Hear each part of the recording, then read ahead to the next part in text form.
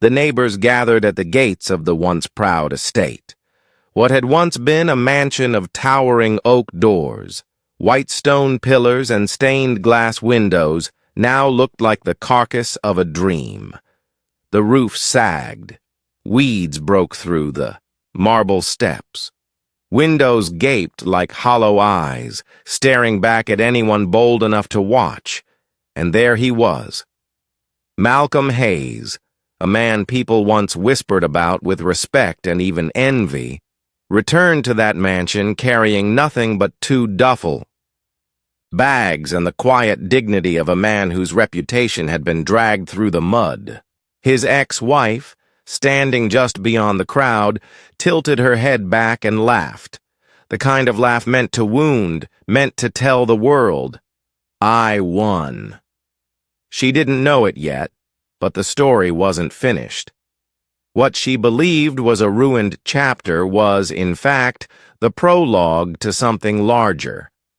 Because hidden beneath the ruins of that house, beneath the collapsed ceilings and faded wallpaper, was the blueprint of a transformation that would make Malcolm not just wealthy again, but untouchable. And as she laughed, Malcolm said nothing. He didn't argue. He didn't shout. He simply crossed the threshold of that broken house, as if walking into exile, as if swallowing humiliation whole. But here's what that moment teaches us. The loudest one in the room is rarely the one in control. True power moves quietly. It doesn't need to prove itself. It waits. In that silence, a seed was planted. Because while the world thought they were watching a man stripped of everything, Malcolm was about to awaken a power no one remembered he had before the ruins, before the laughter at the gates. Malcolm Hayes was a man defined by discipline. The son of a school teacher and a factory worker, he grew up on the South Side where excellence was not optional. It was survival. He was the boy who rose before dawn to run laps while others slept, the teenager who carried library books instead of cigarettes. By 35, Malcolm had built an empire in real estate development. Not the glamorous kind that makes headlines, but the gritty, unglamorous work of buying forgotten buildings, restoring them, and giving families new places to call home. He was meticulous, strategic, and stubbornly ethical. While others cut corners, he played the long game. And for a time, it seemed as though the long game had rewarded him. A mansion outside the city. A marriage that looked perfect in photographs. Invitations to galas and panels where he was praised as a model of black excellence. Proof that hard work could still bend the system in your favor. But photographs lie. Behind closed doors, his marriage had become a cold negotiation. His wife, Selena, admired power more than she admired Malcolm. To her, love was measured in status, appearances, and the intoxicating glow of being envied. When Malcolm's deals slowed during the recession, she didn't see resilience, she saw weakness. And here's the deeper layer. Society was waiting for him to stumble. A black man who'd climbed that high carried a target on his back. Competitors whispered. Banks suddenly tightened their terms. Inspectors appeared out of nowhere, demanding fees, creating delays. What should have been temporary setbacks turned into cascading crises. Selena chose her moment well. She filed for divorce not when Malcolm was thriving, but when his name was being dragged in the papers, when vultures circled overhead. She secured the sympathy of courts, painted herself as the dutiful spouse who deserved more than half, and, when the dust settled, Malcolm found himself stripped of nearly everything. The cars, the accounts, even custody of the narrative. All that remained was the mansion. Not the shining beacon it once was, but a husk left behind, decaying on acres of silence. A cruel trophy, perhaps, meant to remind him daily of what had been lost. And so when Malcolm returned, carrying his duffel bags, stepping into a house of broken windows and peeling paint, the world read it as defeat. Selina laughed, the neighbors whispered, and Malcolm was written off as another man who reached too high and fell. But history, if we are honest, is built on such misreadings, because often what looks like collapse is the precise soil from which transformation grows. Malcolm knew something Selina never asked about, something buried in the paperwork, in the fine print of deeds, in the forgotten contracts that no one but him still remembered. A single action, long ago, was about to flip the entire outcome. The first night back in that hollow mansion was the hardest. The silence pressed on Malcolm's chest like a weight. Rain leaked through the roof. Rats scurried in the corners. He sat in a single chair, the only piece of furniture left, staring at a cracked fireplace that hadn't been lit in years. Humiliation was thick. Every message on his phone, every headline in the local paper reminded him of what he had become. The man who had it all and lost it. This is the point where most people break. They medicate the pain. They chase revenge with reckless hands. Or worse, they surrender, living out the rest of their years as ghosts of what they once were. And Malcolm knew that choice sat in front of him like a blade. One path led to bitterness. He could stew in anger, blame Selina, blame the system, and slowly dissolve into the ruins of his own house. No one would blame him for it. After all, who survives that level of betrayal? But the other path required something harder. Silence. Patience. A dangerous kind of restraint. It meant swallowing every insult, every mocking laugh, and using it as fuel. It meant waiting until the right move could be made, not for applause, but for transformation. He didn't decide that night. He wrestled. He paced those dark halls, hearing Selina's laughter echo in his mind. He replayed the sting of courtroom depositions where she called him reckless and irresponsible. But then, in the quiet, a different memory rose. His father's voice. A lesson from childhood, spoken while fixing a broken fence in their backyard. Son, never confuse a setback with a defeat. Setbacks test whether you were building for comfort or for legacy. And that was the fork in the road. Malcolm could live to prove Selina wrong, or he could live to prove his father right.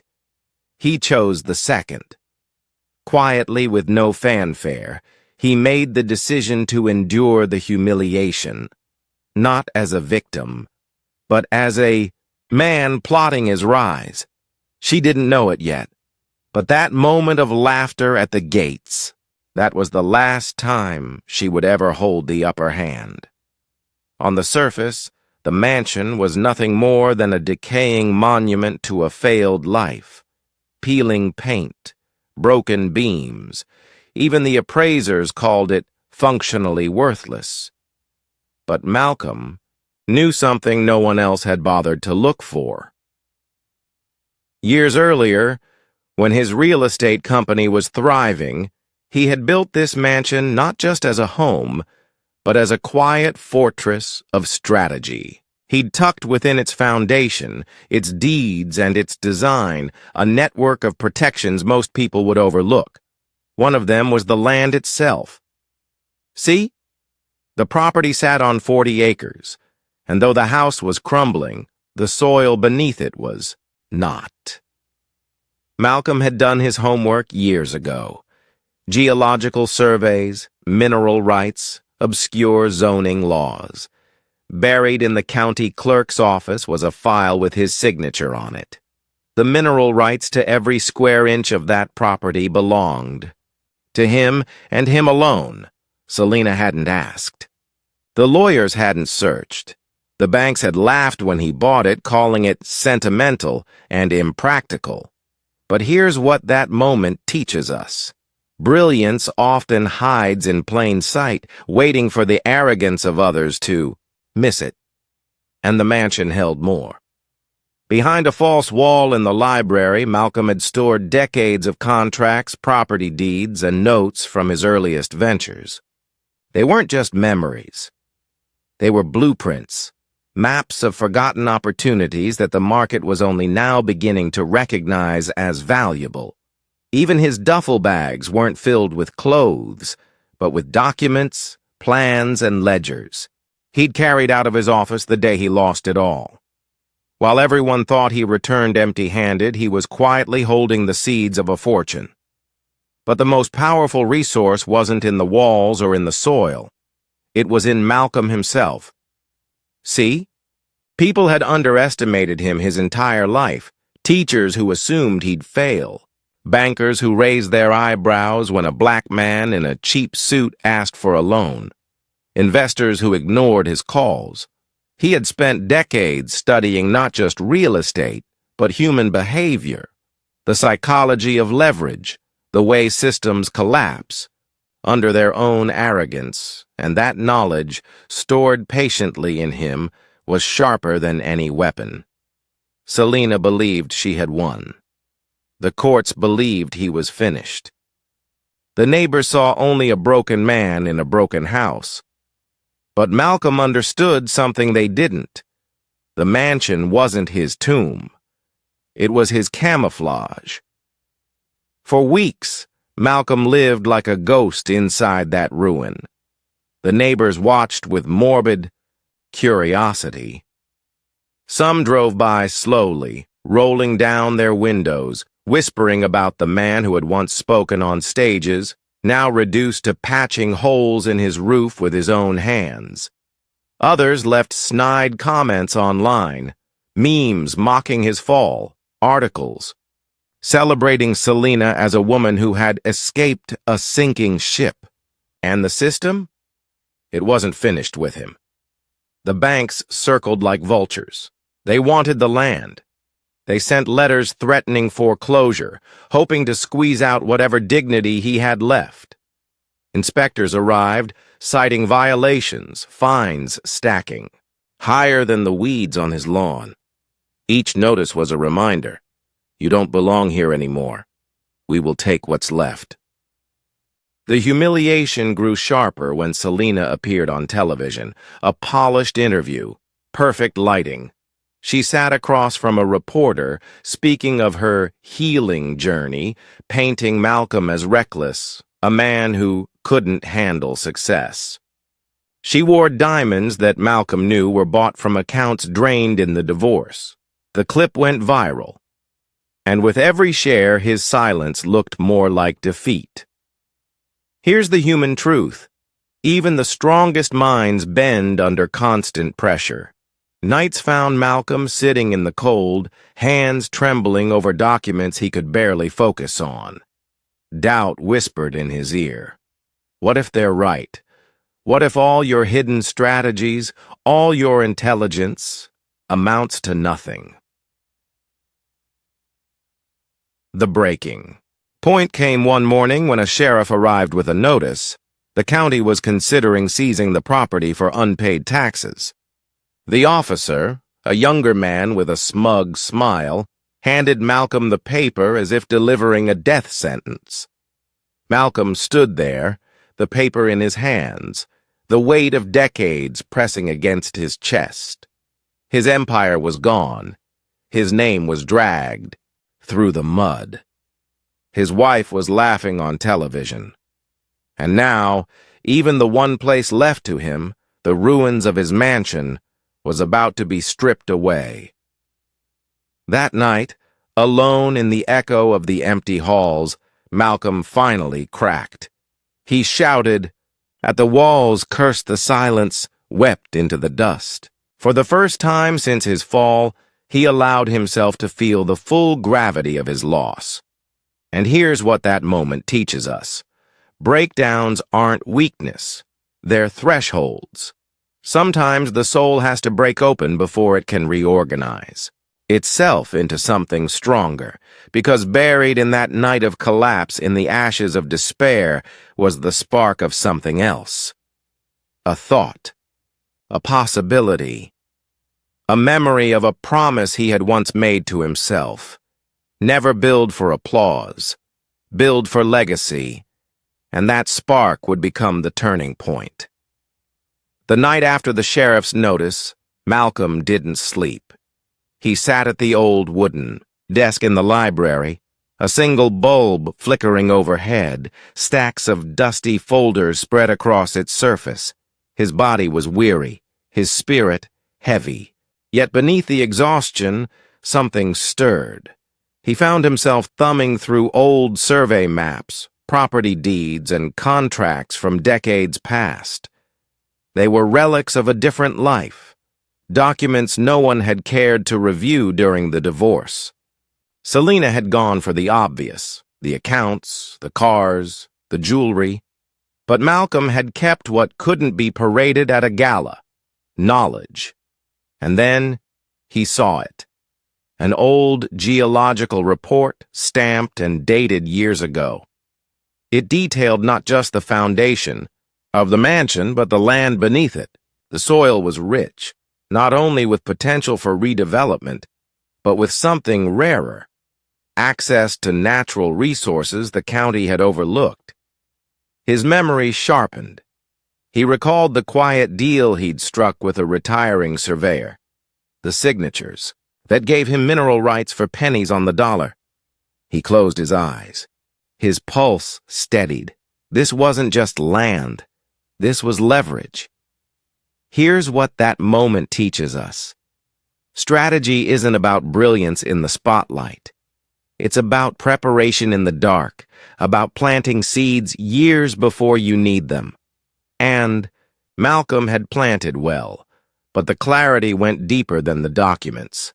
In that stillness, he realized he wasn't fighting Selena. She was just a chapter. His true battle was with despair, with a system eager to prove that men like him couldn't rise again, and that recognition reshaped his plan. Revenge was too small a goal. This had to be about resurrection, not just of his fortune, but of his name, his dignity, his very sense of legacy. So he set a new course. Step 1, restructure his debts quietly, leveraging old contacts who still respected him, people who believed in his discipline when the world didn't. Step 2, discreetly file paperwork that would secure his mineral rights against foreclosure. Step 3, map a long-term strategy to convert what looked like a ruined estate into an engine of wealth, not in months, but in years. The mansion would not be his tomb. It would be his cocoon. And as the first hints of dawn broke through the shattered windows, Malcolm folded the sheriff's notice neatly and tucked it into a drawer, not as a threat, but as a reminder. The system could press, but it could not erase him. Selena didn't know it yet, but the game had quietly shifted. The man she mocked at the gates was not the man who now rose from his desk. The comeback didn't roar. It whispered. Malcolm rose before dawn each day, not to chase headlines, but to chase discipline. He patched leaks in the roof himself, repaired broken windows, cleared the land with his own hands. To the neighbors, it looked like desperation, a fallen man clinging to scraps. But in truth, every nail hammered, every floorboard repaired was part of a larger rhythm, the rebuilding of his mind. Meanwhile, he worked the phones, not loudly, not recklessly. Quiet calls to old mentors, forgotten allies, and a handful of investors who hadn't swallowed the tabloids' narrative. Many doors stayed shut, but a few cracked open. Some men remembered the deals Malcolm had closed when times were brutal. They remembered that he didn't bend when others cut corners. And slowly, discreetly, small lines of credit reappeared. He filed papers in silence, securing his mineral rights, protecting his land from seizure. He restructured his debts under the radar. The sheriff stopped coming by. The foreclosure threats went unanswered, because legally he had already tied the county's hands. Here's the power in that. The system rarely expects silence to be strategy. They read it as weakness. But Malcolm was no longer playing for the validation of onlookers. He was playing for the checkmate no one else saw coming. On nights when loneliness threatened to crush him, he returned to his father's words. Never. Build for applause. Build for legacy. And with that mantra, he kept moving. Months passed. The weeds around the mansion were cleared. The foundation was stabilized. Contractors began arriving, not the high-priced firms that used to court him, but small crews, men grateful for steady work. He paid them fairly, built trust, and in return, they kept quiet about what they saw. A man in ruins who was not ruined at all. And while Selena basked in the glow of her media appearances, mocking him as the cautionary tale of her new life, Malcolm's blueprint sharpened. He invested in quiet ventures tied to his land, testing the soil, exploring partnerships, setting the stage for something far larger than a renovation. This was the silent climb, the kind of progress invisible to the eye, but unstoppable once. It gathers momentum, because here's what that moment teaches us. Real transformation doesn't happen in applause. It happens in the shadows, where no one claps, no one cheers, and the only witness is the mirror. Malcolm had chosen the harder road, and the payoff, though still hidden, was approaching. The call came on a quiet Tuesday morning. A small energy company, after reviewing geological surveys, reached out to Malcolm about the land beneath his mansion. They wanted to talk about extraction rights. At first, he said little. He listened, measured, and let their eagerness reveal itself. What they thought was worthless soil had, in fact, become a gold mine in the new energy economy. Within weeks, Malcolm was seated across from lawyers in tailored suits, the same type who once dismissed him. This time, the contracts were in his favor. The mineral rights he had secured years ago, overlooked by Selena, ignored by the courts, were now worth tens of millions.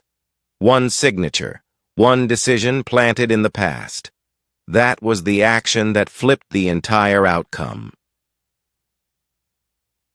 The news broke quietly at first, a short business article noting that Malcolm Hayes had struck a multi-million-dollar deal. But word spread fast. Investors who once dodged his calls now scrambled to reintroduce themselves. Former competitors sent congratulatory notes laced with envy. And Selena? She found out the way the rest of the city did. A breaking news segment. Her face stiffened as the reporter announced, "The former developer once thought ruined has secured a $150 million agreement, positioning him once again among the wealthiest men in the state." The same media that had turned her into a heroine of survival now pivoted. Reporters camped outside the gates of the mansion, eager to capture a glimpse of Malcolm stepping out, no longer a man in exile, but a strategist revealed. And when he finally appeared, he didn't gloat. He didn't point fingers. He simply walked past the cameras, composed, unshaken. His silence spoke louder than any victory speech. I was never broken. I was building. The laughter at the gates, the one that had, echoed like a dagger, was silenced in an instant. Selena, who had mocked his return to the ruins, now stood exposed as the one who had traded long-term legacy for short-term appearances. Here's what that moment teaches us. True power doesn't argue with mockery. It doesn't chase validation.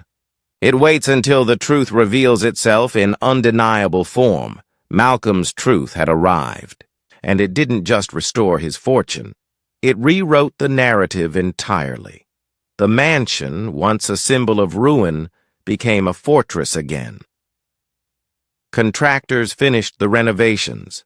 Gardens bloomed where weeds had once choked the land. Reporters, who had mocked him, now stood at a distance, searching for angles that could explain his return. But Malcolm wasn't interested in revenge. His victory was already complete. Selina, however, couldn't escape the shadow of what had unfolded. Invitations to speak at panels about her resilience dried up. Investors who once courted her attention quietly withdrew. She had gambled everything on the story of Malcolm's downfall, only to realize too late that the story had turned against her. And the system? It shifted, too. The banks that had dismissed him were forced to renegotiate. The county that had threatened to seize his land now praised him for economic contribution. Even his harshest critics had to admit they had underestimated not just a man, but the patience of a man who understood the long game. Still, Malcolm carried scars. Wealth could return, but trust once broken was harder to restore. Nights were quieter, lonelier. Friends who had abandoned him didn't all come back. Yet in that silence, there was clarity. He invested not in opulence, but in legacy. Scholarships for young builders and developers of color. Quiet partnerships with organizations that fought predatory lending in black communities. He turned the mansion itself into a living metaphor. Not just a private home, but a place where young entrepreneurs could gather, learn, and see with their own eyes that ruin is never the end. Here's what that moment teaches us. Redemption isn't just about reclaiming what was lost. It's about transforming pain into purpose so that others don't have to bleed the same way you did. Malcolm had done more than survive humiliation. He had converted it into a foundation, one stronger than marble or stone. Selina's laughter at the gates had once seemed final. Now it was nothing more than an echo in the distance, drowned out by the sound of something greater. Legacy being built in real time. But the mansion wasn't the legacy. The 150 million wasn't the legacy. The true legacy was the lesson.